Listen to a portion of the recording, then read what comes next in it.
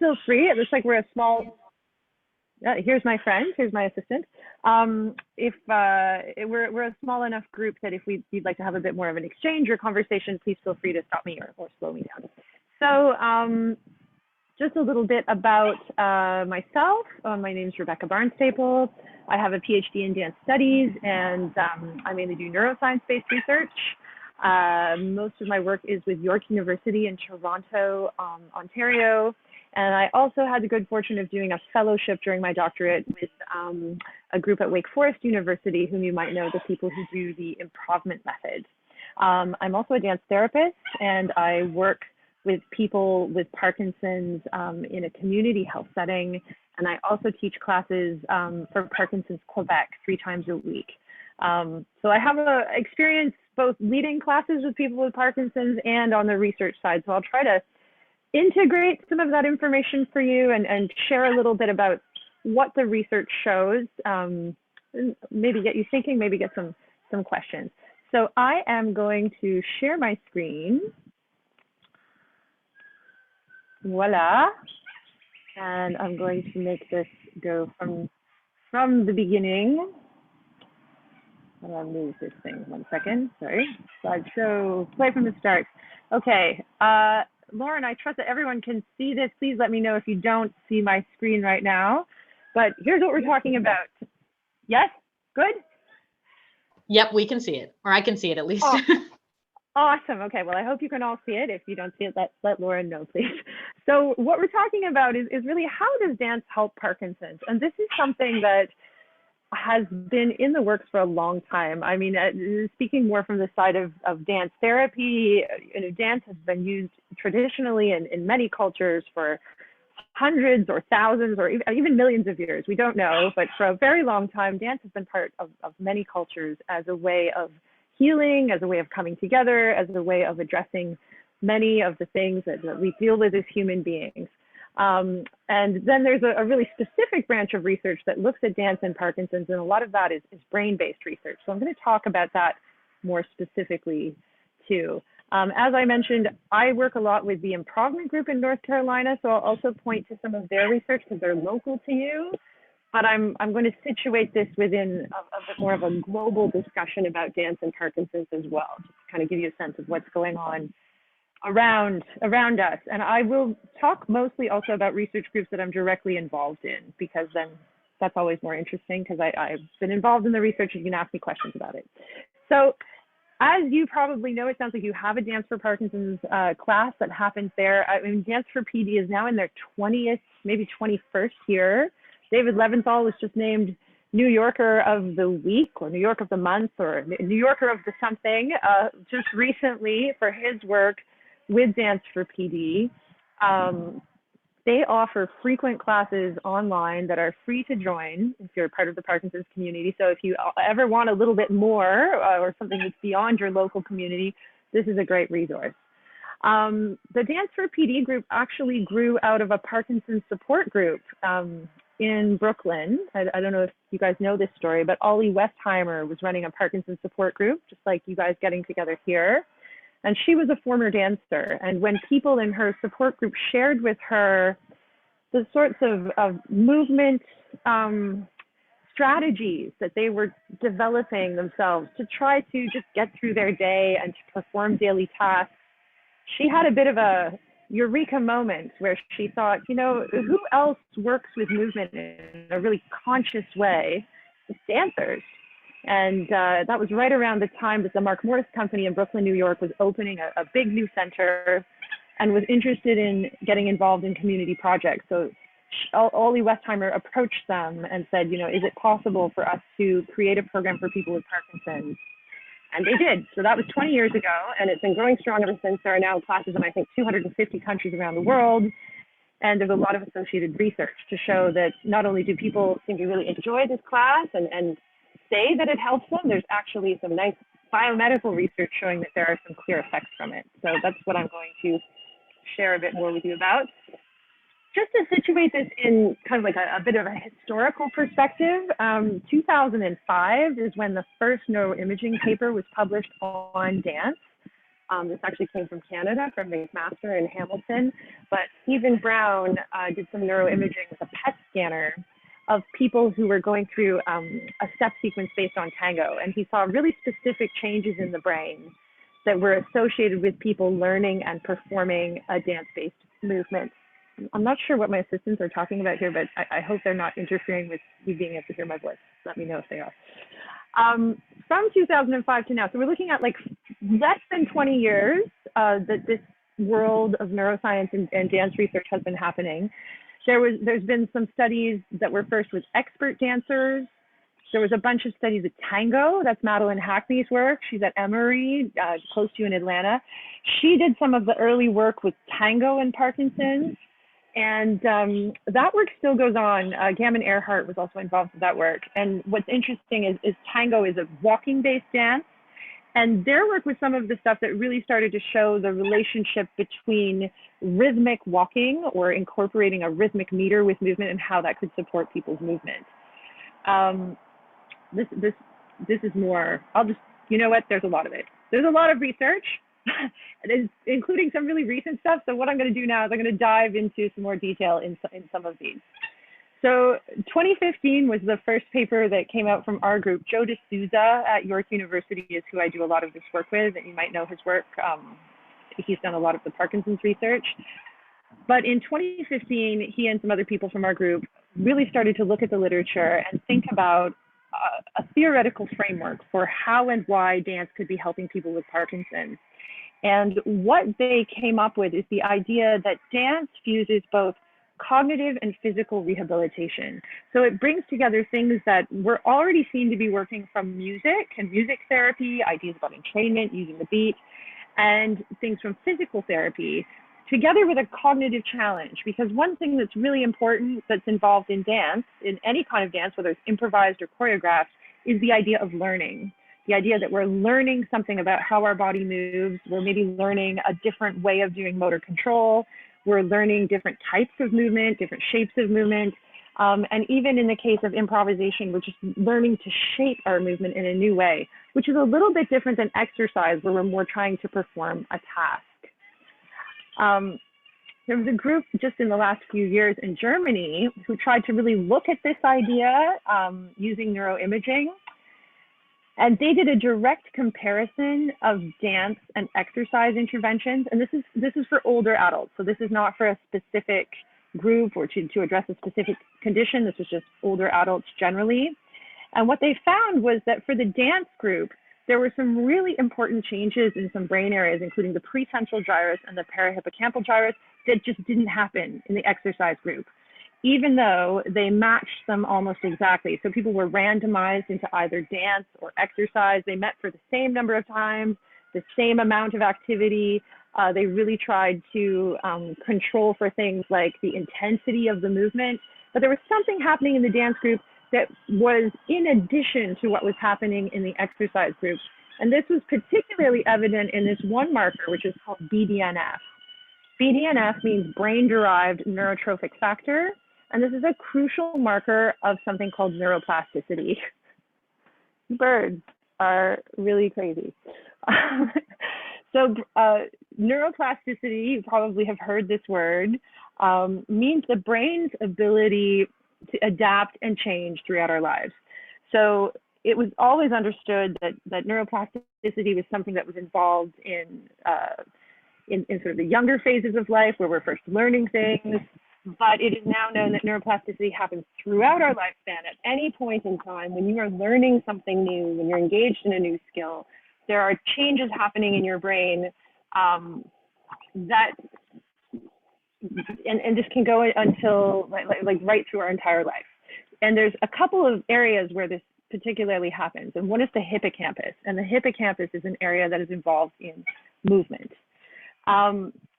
This is another study from our group in Toronto where we wanted to look specifically at this idea of neuroplasticity and see if we could see exactly how this was happening in the brain. So this was a study that was done with two groups of people. One of the groups was expert dancers at the National Ballet School, and we did the same study with people with Parkinson's. And basically, this is what happened in this study, this is an fMRI study. This is another thing with dance that's really difficult. Doing neuroimaging research with people who are moving in space is very, very difficult. So a lot of the time studies, what we're doing is if people are in an fMRI machine, they're going to be listening to the music and remembering or imagining performing their movements in space. So this is what we did in this study. So there were 4 different imaging sessions. At each point, it was a different point in the term as to what people had learned with the choreography. So at the first imaging session, people heard music they had not learned a dance to yet. At the second session, they had started learning the dance. At the third session, they knew it fairly well. At the fourth and final session, they were performing. And this was true for the ballet dancers and the people with Parkinson's. It was not the same choreography. So for the ballet students, they were learning a ballet choreography, something from their repertoire that they'd be performing that year. And for the people with Parkinson's, they were learning something that was in their Dance with Parkinson's class that they also performed. So we thought it was important that we had that measure that people were actually getting to a performance level. We're looking at an area called SMA, Supplemental Motor Area. And this is, by the way, this is published. So this is Rachel Barr and Joe D'Souza's work in our lab. And I put the reference down here. I'll just explain it to you. This area, Supplemental Motor Area, is involved in motor planning. So this was an area that they identified that they thought would be really important to look at. And they looked at the change in signal from this area over time. So this line is showing the bold signal. So this is the blood oxygenation level signal from this area of SMA at the first imaging session, which was before people learned the dance. The purple line is from the next imaging session. So you can see there's a little change in the signal. It's increased. Here's the third imaging session. So this is after 7 weeks. So this is the point where they know the dance fairly well. They're not performing it yet, but they know all of the movements. Now, what happens when we get to 34 weeks? So this is where they're performing it. So this is much later, and this is the point. One of the things they're interested in, Rachel was a former ballet dancer, and she was interested in this idea of muscle memory, like when something you learn becomes automatic. So what happens at the 34-week mark was really interesting is that actually this signal from SMA, which is going up and up and up, then dropped right down again. What is cool about this is that it doesn't mean there was like less happening, but that the circuit became more efficient. So basically, the need for activity in this area had become more efficient because the circuit had changed based on the fact that the people had now learned the movement. So what this shows is that there's a remodeling of something in the brain as the person is learning a dance. This is the only thing they're doing. They're learning a very short choreography, but it's changing their brain in some way. There were a couple of other areas that saw some change, one being the head of the caudate and the putamen. And this was the reason that they became interested in looking at if, like that I just showed you with the expert dancers, is there the same change with people with Parkinson's in the same sort of time scale? There was indeed an increase in the use of SMA, that it was a slightly different time frame for the people with Parkinson's, but it was the same kind of pattern that it increased and then it dropped down again once the dance was at a performance level. So we can see that this happened for experts, but it can also happen with people with Parkinson's. The same process, learning a sequence had some change that was reflected in this brain area. We also do UPDRS with the people with Parkinson's at National Ballet School. And this is something, each dot here is showing a measurement point on UPDRS on motor symptoms. And this is over a 3-year period. So this is like all the different time points for the different subjects.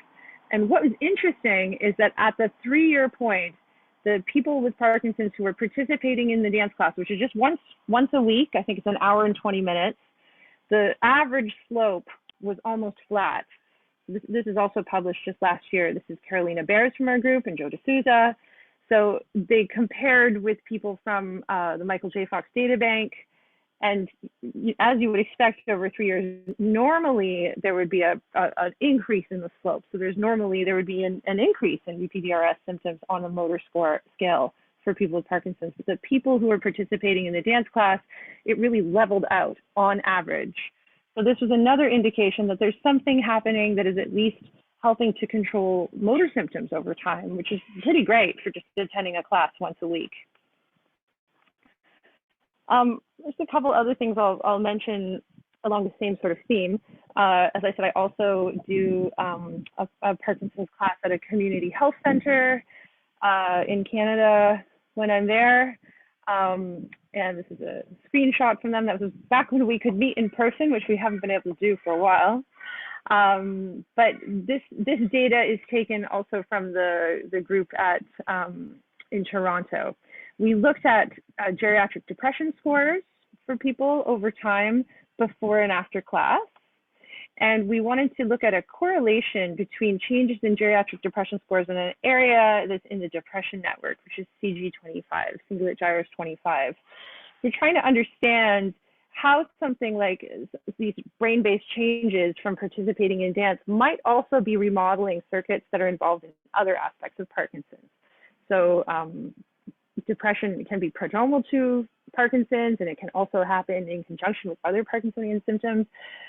So just to understand, is it possible that that's something that could be affected as well? And we know that people's depression scores were changing before and after dance, like people seemed to be less depressed after they had danced than before, but we weren't sure if this correlated with a change in CG25. So we looked, and this area had a decrease in signal over time. So it was going down and down and down. This is only for 5 subjects, but it still is a pretty clear trend. And when we ran a correlation, there was a really nice correlation between the changes in the geriatric depression scores and this decrease in signal from CG25 from this area. So this is, again, an indicator that there's something not just in motor areas, but that participating in dance can help change some of these other circuits in the brain. We've done other mental health related research. We've looked at, there's a measure called PANAS-X, which looks at negative affect, like your bad feelings versus your positive affect, which is your good feelings. And for both people with Parkinson's and healthy controls, these are something that change before and after class. And actually, this reminds me that I should say a lot of our research involves care partners as well. So the research I'm involved in Toronto and the research in North Carolina, it's usually people with Parkinson's and their care partners. And I think it's really important to show that things like affect can be affected for people who are a care partner participating in the class as well.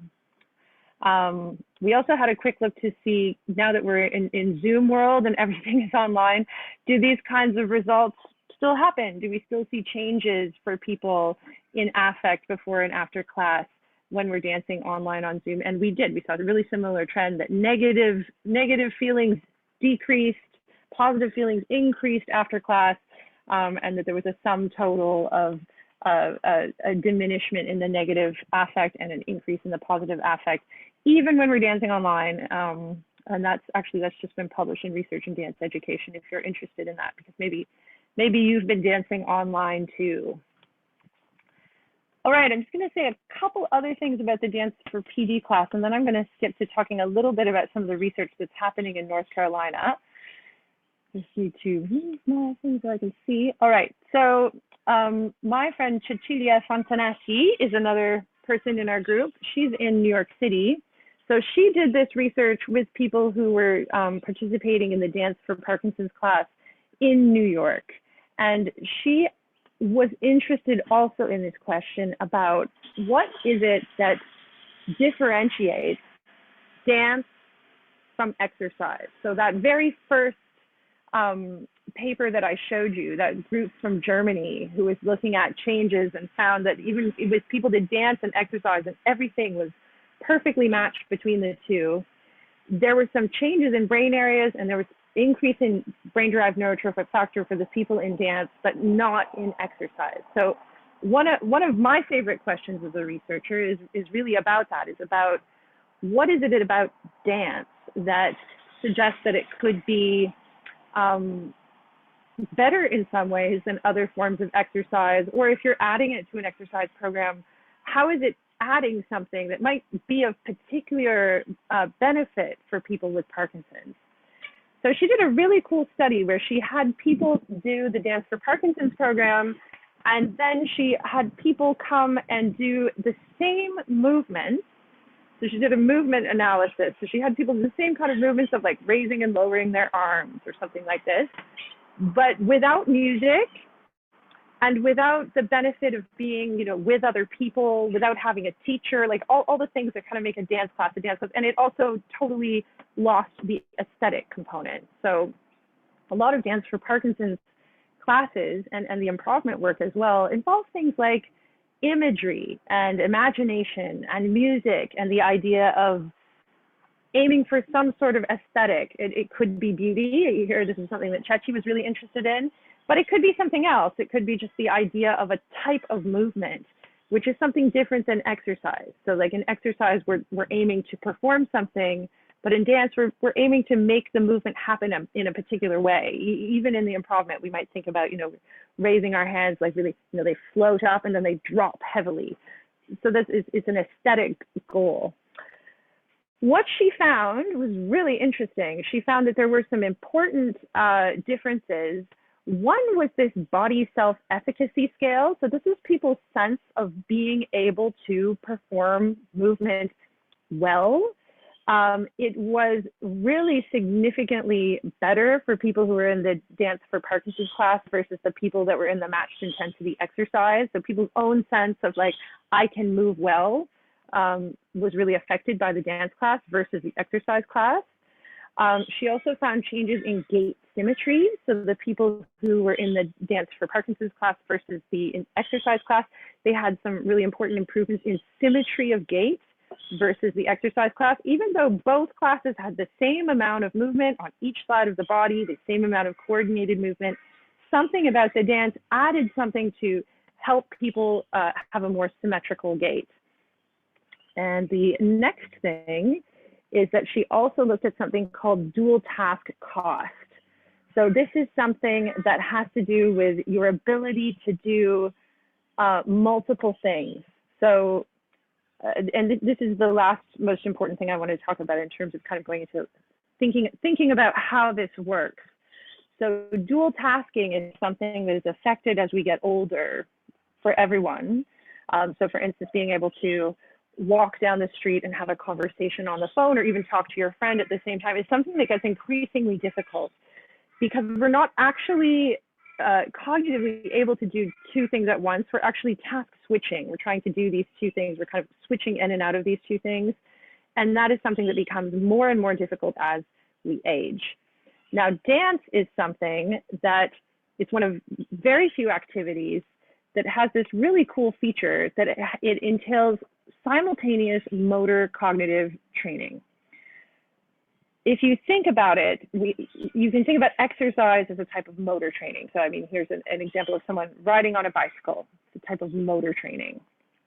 And there's been a lot of aging research that looks at the idea of cognitive and motor training happening at the same time or sequentially. Is it better to do one before the other?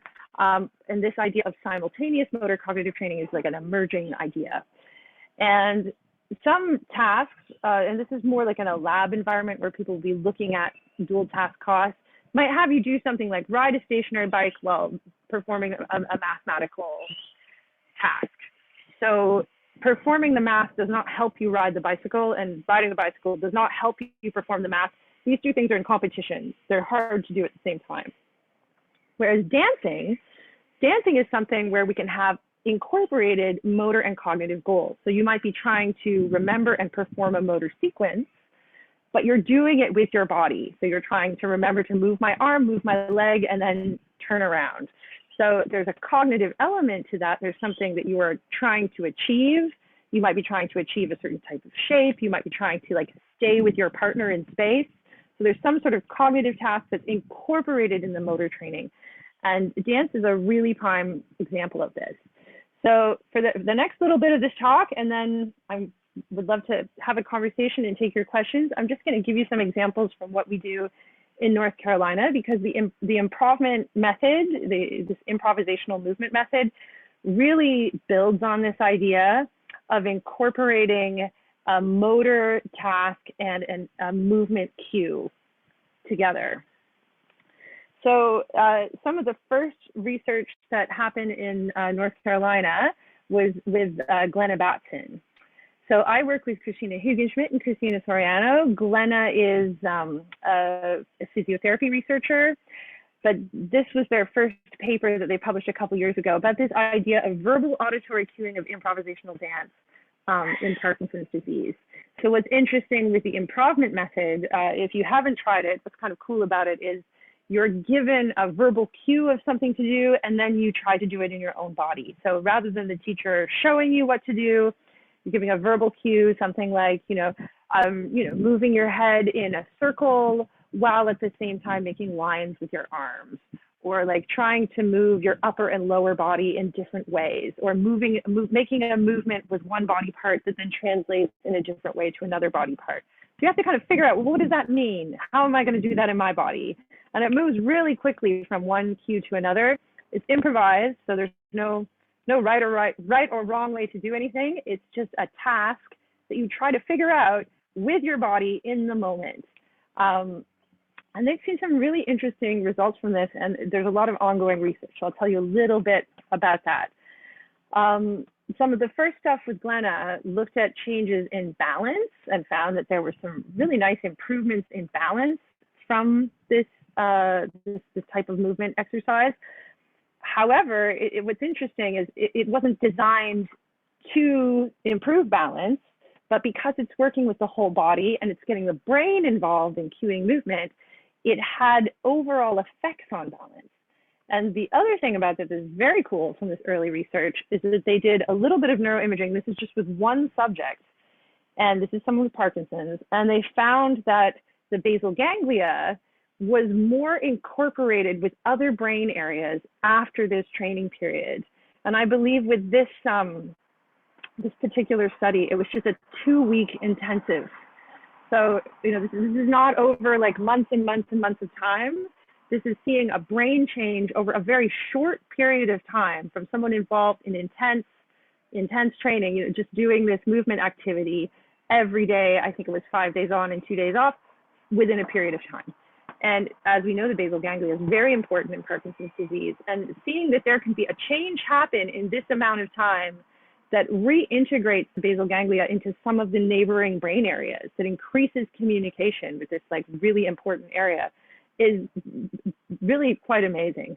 So based on this early data, these guys have continued their work.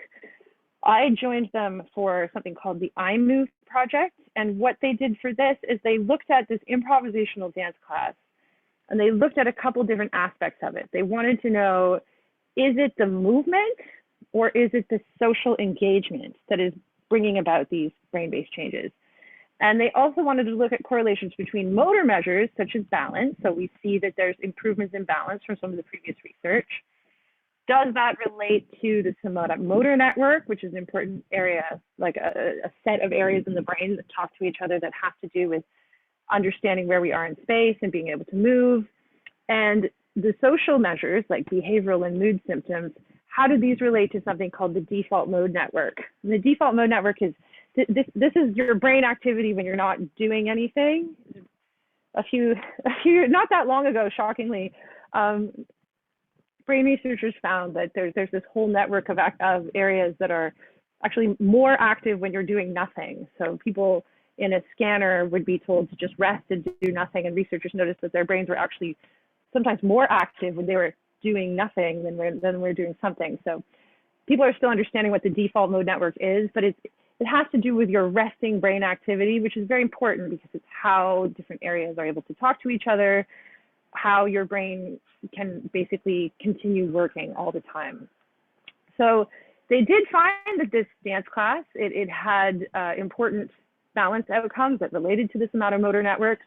It had important outcomes for behavioral mood symptoms of diminishing the negative ones, and this related to increases in activity in the default mode. And in both cases, these things contributed to people's quality of life.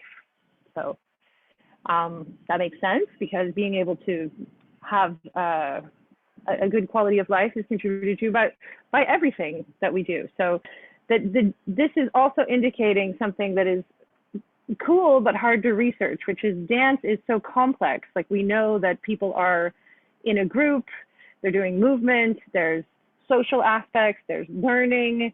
What exactly is it about a dance class that is contributing to these outcomes that we're seeing? And this is a question that's very difficult to answer. So the group at Wake Forest, their last and most recent study that just wrapped up, and data analysis is happening right now. This was with people with memory loss, but a lot of the measures would also be pertinent for people with Parkinson's, because there's still a lot of motor measures and balance measures. And what we do with people is basically the same in terms of it's the same sort of cueing strategy and people moving together in space or exploring movement cues on their own. They created a factorial design. This is an NIH-funded study to try and look at the contributions of these different aspects. So people were randomized into either a normal dance and movement group, so like a normal class, or they were in a group where they did dance movement on their own in a room, kind of like in Chechi's study, where they're hearing cues they're audio recorded, but there's not a teacher there, there's not someone to interact with, so they're alone doing the movement exploration. We also had a social group, so this was people who got together and improvised together but didn't do dance. We used party games as a way that people could explore improvising their responses to things without it being about creating new movements in space. And then we had a no contact control. So this data is currently being analyzed. I'm very excited about it. We have a paper that's going to be published really soon in Frontiers in Sports and Exercise Science, I think, and it's a special dance and aging issue that will look at our pilot data for this. And so far, we do see some really good indications that there were some really important brain changes that we can look at in terms of network changes and things like this. So that this is cool, and I wanted to share it with you because this is an improvisational movement activity. Some of the other stuff I showed you was about motor sequence learning. So it seems like whatever the dance form, whether it's improvised or you're learning a motor sequence, something about that motor control and all of these other aspects of dance does seem to be contributing to brain-based changes. So just to recap, this is a lovely figure from my friend Carolina Bears in our group, who just finished her PhD. So congratulations, Dr. Bears, out there, wherever you are. She tried to capture this idea that there's so many factors involved. How can we possibly understand them all? But at the same time, I think it behooves us as researchers to try to take into account all of these things. So just as an example, these parameters of dance, like how often do we dance? What's the intensity? What's the complexity? How is the learning? And even things here that she didn't exactly include, but stuff like, is it choreographed? Is it improvised?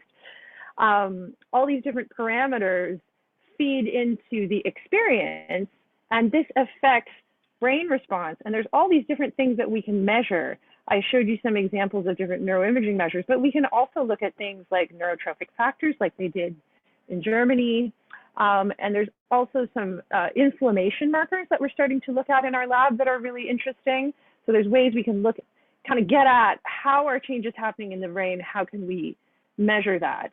And then the next phase is to try to understand what exactly is the adaptive mechanism. Is it neuroplasticity that comes from learning? Is it a change in neurotransmission levels and neurotransmitter levels? Is there something happening that's neuroprotective, that's slowing down changes that are maladaptive? This is kind of where we're going, and what we're trying to understand is building a model of how dance is really specifically impacting the brain, and beginning to understand how specific aspects of dance do this. I think our next project with Wake Forest that we're very hopeful about doing at some point soon is looking at like a dance dosing question. So how often is optimal to really see some of these changes, and what is the time course of some of these changes? And does it matter, what style or what type of dance that we're doing, and does it matter what the intensity of it is? So these are some of the questions that we're moving towards looking at next.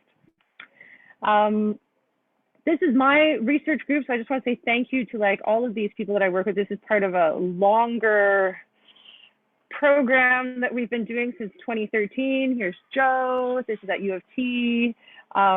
We've been looking at this since 2013, and I don't think we're going to stop anytime soon. So it's just 2022. So we're almost 10 years in. We found some good things, and there's lots more to still ask. These are some of the other people that we work with. I also work with some people in Germany. And yes, thank you to all of them. Thank you to you for listening. I also wanted to just point out, in case you want to check out a little art piece, there's a group I work with in Montreal called the Peace of Mind Collective, and they've done a really cool performance about the experience of living with Parkinson's disease. This group, they bring together people living with Parkinson's disease, researchers, and artists, and have created some really beautiful videos where they've tried to bring together all of this information, because I think something that's quite difficult is to try to synthesize what, some of the really nuanced and tight focused research, things that people who look at synaptic transmission and stuff like that, with the actual experience of having Parkinson's and trying to like address that gap. So if this is something that interests you, or you're interested in research or in conveying research, you might want to check out the Peace of Mind Collective in Montreal, see what you think about that. That's it. I'm going to stop talking. It's been like 40 minutes. I'm going to stop share. I'm going to come back. Is anyone still here? And I'm happy to take questions or whatever you want to do now.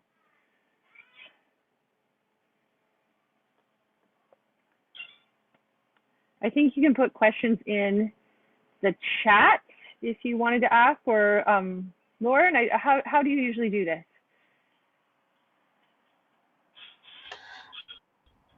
Hey, Rebecca, I'm sorry, I just dropped for a second and reconnected, but I want to thank you so much for the presentation, and I hope that everybody learned a lot from all that you had to offer. And I want to take this time to just turn it over to Q&A, of course. So if anybody does have questions, please feel free to either come off of the microphone and ask Rebecca your questions, or you can type them in the chat thread, or just raise your hand. I'll be monitoring all of those. So please feel free to ask any questions or just give any feedback.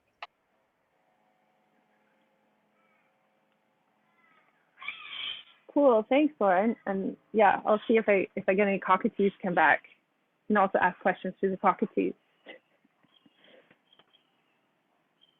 So, Rebecca, would it be okay if I shared the link to your website in the chat, just in case people want to yeah, sure, learn more about you and your work?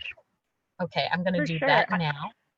I think I need to update my website, but go for it. And please feel free to if anybody wants to reach out to me directly with questions or anything, I'm also happy to answer those. And you could also share a link to, well, I can probably do it, to the improvement folks, because they're at least local to you. Sure, that would be great. Yeah, I'll do that. So, yeah. I just want to mention to everyone that the session has been recorded. It will be uploaded to PAC's YouTube channel in case anybody wants to review any of the content, and I will be sending that out probably later this week.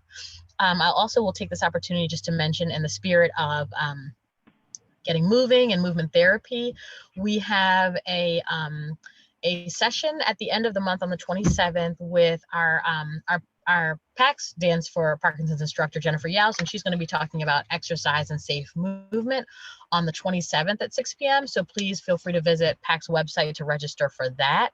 And next week, as I mentioned, we love to also care for our caregivers. So we have our monthly Wellness Wednesday program at 3:30, and that's going to be on mindsets and resolutions. So really looking at the goals that we set and making them realistic and really figuring out ways to implement them. So nice. I think, great. I see a question in the chat. So Linda asked, how much effect do you think music has? I'm wondering about the cognitive motor effects of form kata based martial arts. Yeah, that's a great question, Linda. I mean, I gave a couple examples of research where people have tried to pick apart the additional benefits of dance versus exercise. And I think in those cases, dance has music, and that the music is really integral to supporting the movement. And there's some separate literature just from music therapy that shows things like entrainment has some really important aspects. But no one knows the answer to this question, because I think in your example of martial arts, you know, that's also something that goes beyond exercise. There's a form involved. There might even be a time span involved. I think the idea of having movement that unfolds over a time span can be very important, because there's a really different type of motor control involved with, say, slowing down your movement. We're trying to execute a movement very quickly, especially when you're not in relation to an object or a goal. So in exercise, you know, you might be riding on a stationary bike and you could go faster or slower, but you have this mechanism that is part of it. Whereas in dance or a martial art, it's similar to dance. It's really your body that is, you know, the main actor. So I think it's a really good question. I don't know the answer to it. I think that martial arts are closer to dance in many ways, and the distinction about whether or not there's music, you know, that would be a great study to do. Thank you, Rebecca. If there are any other questions, please feel free to share those in the chat. I think that's really it. I'll give it, you know, like a couple minutes in case, Rebecca, if you don't mind sticking around in case there are any other questions. But I do want to emphasize, we're really excited and proud that we've launched our Dance for Parkinson's program this year, because so much of it is about movement therapy. And then there's the other component, which is just community. Especially when you are affected by Parkinson's disease, it can feel isolating. And so we really want people to know and feel a sense of community. And so I think that that's another added benefit of participating in Dance for Parkinson's or any movement therapy program. And our instructor has a lot of fun and plays great tunes. I enjoyed listening to Frank Sinatra when I observed her class. And so she just, you know, she does different modifications so people can participate in any level. So you don't have to feel shy or nervous, but I do encourage people to find the movement therapy program that works for you. And dance is always fun because it doesn't even feel like exercising really. So please feel free to visit our website, and under the How We Can Help section, there is information about PAC's exercise programs, and please visit the links that Rebecca and I shared. And I hope that you'll get moving in 2022. And thank you all so very much for joining. I wish everybody a wonderful 2022. Thank you, Rebecca.